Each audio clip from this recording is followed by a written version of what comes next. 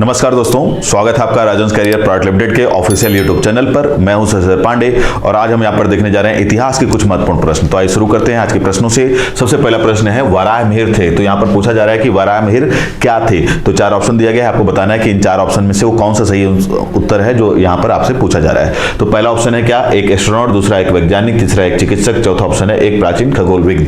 तो आपको ये बताना है कि वराहमिहिर नामक जो व्यक्ति है, एक व्यक्ति का नाम है, ये क्या हुआ करते थे प्राचीन काल में। तो इस प्रश्न का जो सही जवाब है कि वराहमिहिर जो है वो एक खगोलविद थे, यानी कि एस्ट्रोनॉमर थे। अर्थात अगर हम बात करें कि इस प्रश्न का सही उत्तर की, तो ऑप्शन डी जो होगा वो इस प्रश्न का सही उत्तर होगा। और ये किस काल में मौजूद थे, तो ये भी आपको जानकारी होनी चाहिए कि ये गुप्त काल के एक महान खगोलविद हुआ करते थे। बढ़ते अपने अगले प्रश्न की ओर। हमारा अगला प्रश्न है संगम काल में रोमन व्यापार का केंद्र बताइए। तो यहां पर 4 शहरों के नाम दिए गए हैं, आपको ये बताना है कि इन 4 शहरों में से वो कौन सा शहर है जो संगम काल में रोमन सभ्यता के साथ व्यापार का एक प्रमुख केंद्र था। तो सबसे पहले तो आपको संगम के बारे में जानकारी होनी चाहिए कि संगम काल कहां का काल है या किस क्षेत्र में है। तो संगम काल जो है प्राचीन भारत में दक्षिण भारत के इतिहास से संबंधित एक काल है और दक्षिण भारत में ये आपको दिखाई देगा कि ईसा पूर्व 3री शताब्दी से लेकर के, या यहाँ साथ ही साथ आप उसको इस तरह से भी याद रखिए कि ईसा पूर्व 3री शताब्दी से लेकर के ईस्वी में 2री शताब्दी तक का जो काल दिखाई देगा दक्षिण भारत में, उसको हम लोग एक तरह से क्या बोलते हैं, संगम काल। तो सबसे पहले तो दिमाग में क्लियर होना चाहिए कि संगम काल दक्षिण भारत के इतिहास से संबंधित काल है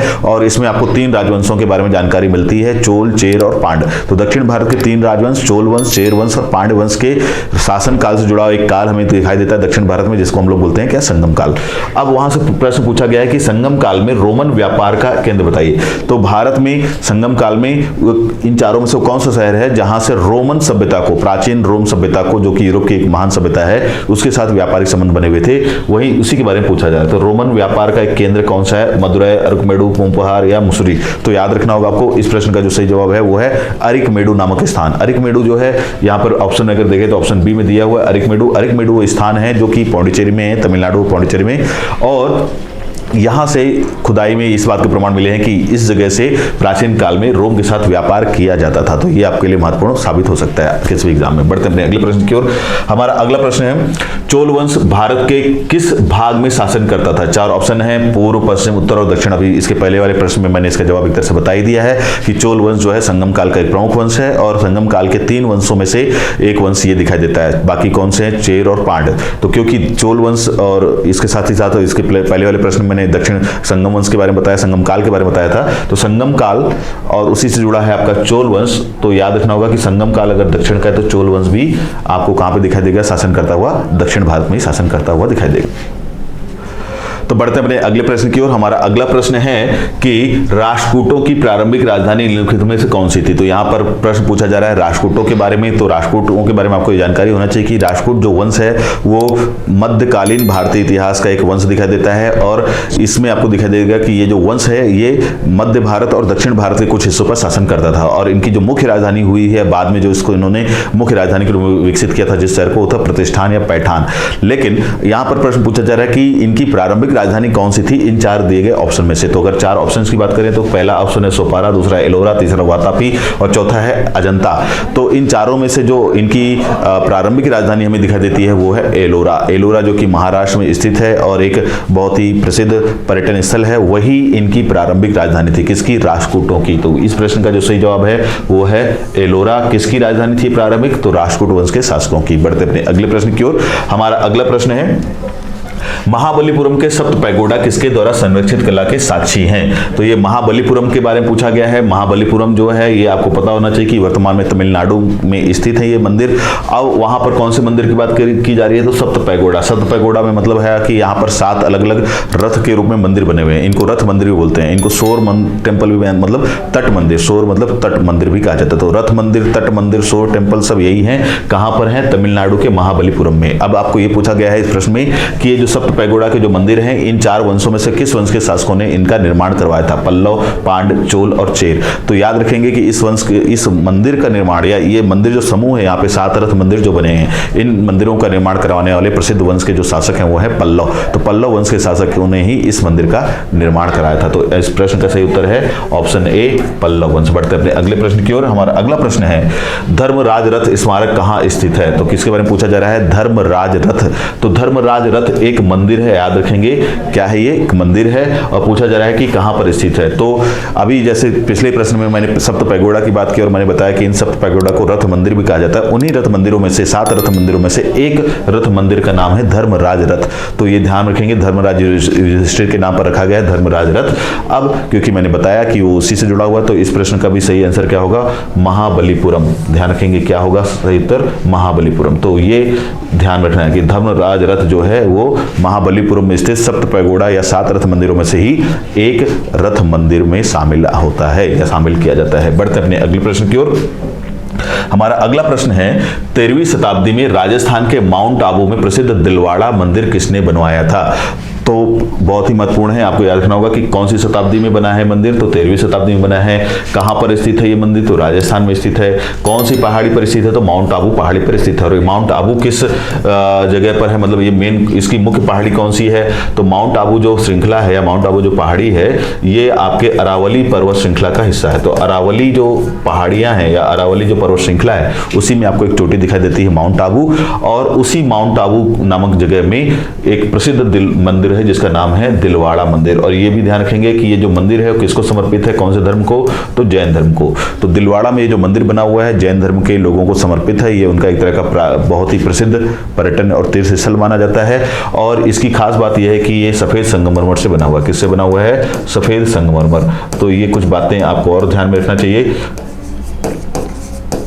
तो सफेद संगमरमरों से बना हुआ, संगमरमर से बना हुआ मंदिर, और किसको समर्पित है, तो जैन धर्म के लोगों को समर्पित है। कहां पर है, राजस्थान में। कौन सी जगह पर, माउंट आबू में। कौन सी पर्वत श्रृंखला है, तो अरावली, और नाम क्या है, दिलवाड़ा का जैन मंदिर। अब बात करते हैं कि ये पूछा गया है कि इस मंदिर को बनवाने वाला इन चारों में से वो कौन सा व्यक्ति है। पहला ऑप्शन दिया महेंद्रपाल, दूसरा महिपाल, तीसरा राज्यपाल और चौथा ऑप्शन दिया है तेजपाल। तो इस मंदिर को निर्माण करवाने वाला जो व्यक्ति हमको दिखाई देता है वो है तेजपाल। कौन है, तेजपाल। तो इस मंदिर को बनवाने वाला व्यक्ति तेजपाल है और ये चालुक्य वंश के शासकों के द्वारा बनवाया गया था। तो कौन से वंश के शासक, तो चालुक्य वंश के शासक जो हैं उनके ही अधीन कार्य करने वाला एक मंत्री दिखाई देता है तेजपाल, और उस तेजपाल के द्वारा इस मंदिर को बनवाया गया। तो बहुत सारी महत्वपूर्ण बातें इस प्रश्न से हो गई हैं जो आपके लिए इंपॉर्टेंट हो सकती हैं। बढ़ते हैं अपने अगले प्रश्न की ओर। हमारा अगला प्रश्न है खजुराहो मंदिरों का निर्माण किसने किया था। तो खजुराहो के जो मंदिर हैं ये विश्व प्रसिद्ध मंदिर हैं, विश्व धरोहर की श्रेणी में भी शामिल हैं। और वर्तमान में ये कहां पर स्थित है, तो मध्य प्रदेश में स्थित है। मध्य प्रदेश का छतरपुर जिला है वहां पर स्थित है। और आपको ये बताना है कि इस प्रश्न में पूछा गया कि इन मंदिरों का, जो खजुराहो के जो मंदिर समूह है उनका निर्माण किस वंश के शासकों के द्वारा किया गया है। पहला ऑप्शन है होलकर, दूसरा सिंधिया, तीसरा बुंदेला और चौथा ऑप्शन है चंदेल। तो ये चारों ही वंश हैं, अलग अलग समय के काल के वंश हैं जिन्होंने शासन किया है मध्य प्रदेश और इन क्षेत्रों पर। अब आपको बताना है कि ये जो खजुराहो के मंदिर हैं उनको बनवाने वाला इन चारों में से कौन सा वंश है। तो इस प्रश्न का सही उत्तर है चंदेल वंश। चंदेल वंश की शासक हैं जिन्होंने इन मंदिरों का निर्माण करवाया। तो ध्यान रखेंगे चंदेला राजपूत जो हैं उन्होंने इन मंदिरों का निर्माण करवाया। तो प्रश्न का सही उत्तर है चंदेल। बढ़ते अपने अगले प्रश्न की ओर।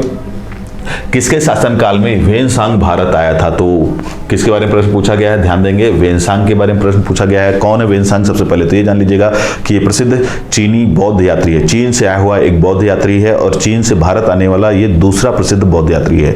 तो आपको ये पता होना चाहिए कि प्राचीन काल में चीन से कई ऐसे बौद्ध यात्री आए हैं जो भारत में बौद्ध धर्म का अध्ययन करने के लिए आए हुए थे। सबसे पहला व्यक्ति आपको दिखाई देता है फाहियान।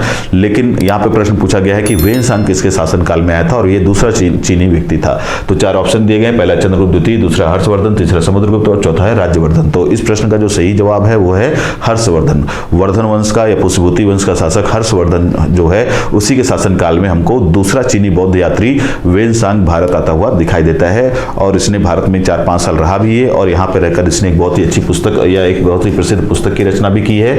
और उस पुस्तक का नाम भी कभी कभी आपके लिए एग्जाम में पूछा जा सकता है। पुस्तक का नाम है सीयू की। तो ध्यान रखेंगे उसकी पुस्तक का नाम क्या है, सीयू की। किसकी, वेनसांग की। और एक और प्रश्न कभी कभी आता है कि वेनसांग को क्या कहा जाता है। तो यात्रियों में राजकुमार भी कहा जाता है।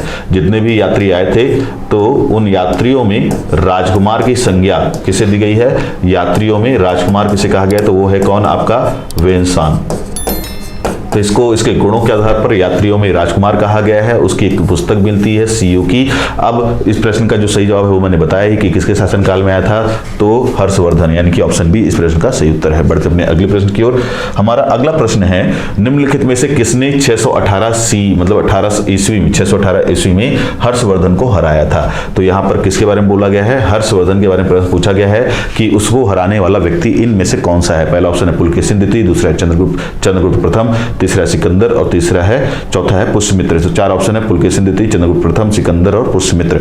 तो इस प्रश्न का जो सही उत्तर है वो है पुलकेशिन द्वितीय। पुलकेशिन द्वितीय जो कि आपको दिखाई देता है चालुक्य वंश का शासक। तो चालुक्य वंश का एक महान शासक, चालुक्य का बादामी के चालुक्य वंश का एक महान शासक दिखाई देता है कौन? पुलकेशिन द्वितीय। उसने ही हर्षवर्धन को नर्मदा नदी के किनारे हराया था। ध्यान रखेंगे कौन सी नदी के किनारे? तो नर्मदा नदी जो है उसी के किनारे इन दोनों के बीच युद्ध लड़ा गया और इस युद्ध में पुलकेशिन द्वितीय ने हराया किसको? हर्षवर्धन को। तो ये आपके लिए इंपॉर्टेंट हो सकता है। बढ़ते हमने अगले प्रश्न की ओर। हमारा अगला प्रश्न है विक्रमशिला विश्वविद्यालय की स्थापना खाली स्थान ने की थी। मतलब यहाँ पे 4 ऑप्शन दिए गए हैं और आपको ये बताना है कि वो किस शासक के द्वारा विक्रमशिला विश्वविद्यालय की स्थापना की गई। तो सबसे पहले तो आपको ये पता होना चाहिए कि विक्रमशिला विश्वविद्यालय की वर्तमान भौतिक स्थिति या भौगोलिक स्थिति कहाँ है। तो विक्रमशिला विश्वविद्यालय जो है वो वर्तमान में आपको बिहार में दिखाई देता है। कहाँ पर? तो बिहार में स्थित है कौन सा विश्वविद्यालय? विक्रमशिला विश्वविद्यालय। अब आपको ये बताना है कि जो विश्वविद्यालय है इसकी स्थापना निम्न में से किस शासक के द्वारा की गई। तो इस विश्वविद्यालय की स्थापना पाल वंश के शासक धर्मपाल के द्वारा की गई है। किसके द्वारा?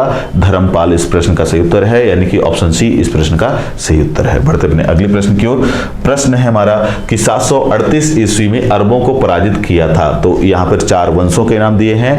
अब आपसे पूछा जा रहा है कि इन 4 वंशों में से वो कौन सा वंश है जिसने 738 ईस्वी के आसपास अरबों को, कौन से लोगों को? अरबों को, अरब से आने वाले मुस्लिम आक्रमणकारियों को पराजित किया था। तो 4 ऑप्शन में प्रतिहार, राष्ट्रकूट, पाल और चालुक्यों। तो ध्यान रखेंगे कि अरबों को 738 ईस्वी के आसपास पराजित करने वाला जो वंश हमको दिखाई देता है वो है प्रतिहार वंश।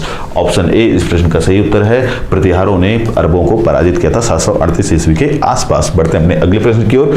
हमारा अगला प्रश्न है पाल राजवंश का संस्थापक कौन था। तो यहाँ पर पाल राजवंश के बारे में पूछा गया है और आपको पता होना चाहिए कि पाल राजवंश जो है वो मध्यकाल के आसपास दिखाई देता है और मध्यकाल के आसपास से जो वंश है ये भारत के पूर्वी भाग में शासन करता हुआ दिखाई देता है।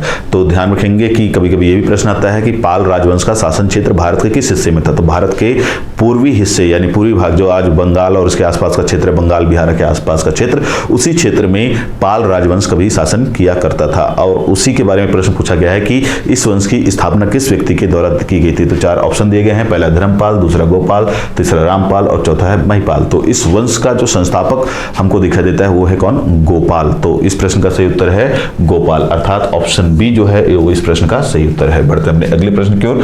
हमारा अगला प्रश्न है कोणार्क का सूर्य मंदिर किसने बनवाया था। तो प्रश्न बहुत महत्वपूर्ण है ये भी कि कोणार्क का सूर्य मंदिर जो कि विश्व प्रसिद्ध मंदिर है और एक विश्व धरोहर स्थल भी है ये भी, इस मंदिर को किसने बनवाया था। सबसे पहले तो आपको ये जानना चाहिए कि है कहां पर। तो ये जो मंदिर है कोणार्क का जो सूर्य मंदिर, ये उड़ीसा के पुरी जिले में, कौन से जिले में? तो उड़ीसा का जो पुरी जिला है, विश्व प्रसिद्ध जिला पुरी जिला, तो पुरी जिले में स्थित है ये कोणार्क का सूर्य मंदिर। कोणार्क एक जगह है जो कि पुरी जिले में है और वहीं पर ये सूर्य मंदिर निर्मित है। अब आपसे पूछा गया है कि इस सूर्य मंदिर को बनाने वाला इन चारों में से कौन सा व्यक्ति है। तो पहला ऑप्शन दिया गया है अनंत वर्मन चोड़गंग देव, दूसरा ऑप्शन है नरसिंह देव प्रथम, तीसरा है कपिलेंद्र देव राउतरे और चौथा ऑप्शन है पुरुषोत्तम देव। तो इस प्रश्न का जो सही जवाब है वो है कि इस मंदिर को बनाने वाला व्यक्ति है कौन? नरसिंह देव प्रथम। ध्यान रखेंगे कौन है? नरसिंह देव प्रथम। और इसके वंश के बारे में पता होना चाहिए कि कौन से वंश का है। तो गंग वंश का। तो गंग वंश का एक शासक दिखाई देता है और उस शासक का नाम है नरसिंह देव प्रथम। तो गंग वंशी शासक नरसिंह देव प्रथम ने ही उड़ीसा के पुरी में स्थित कोणार्क के सूर्य मंदिर का निर्माण करवाया था। ये आपके लिए महत्वपूर्ण हो सकता है। बढ़ते हैं अपने अगले प्रश्न की ओर। हमारा अगला प्रश्न है खालिस्तान सबसे पहले तोमर राजपूतों के काल में राजधानी बनी। तो यहां पर पूछा जा रहा है कि इन 4 शहरों में से वो कौन सा शहर है जिसे तोमर राजपूतों के द्वारा सबसे पहले राजधानी के रूप में प्रयोग किया गया था या उसको विकसित किया गया था। तो यहाँ पर 4 ऑप्शन में है दिल्ली, पाटलिपुत्र, कलकत्ता और तक्षशिला। तो ध्यान रखेंगे तोमरों ने इनमें से जिस शहर को सबसे पहले राजधानी के रूप में विकसित किया था वो है दिल्ली।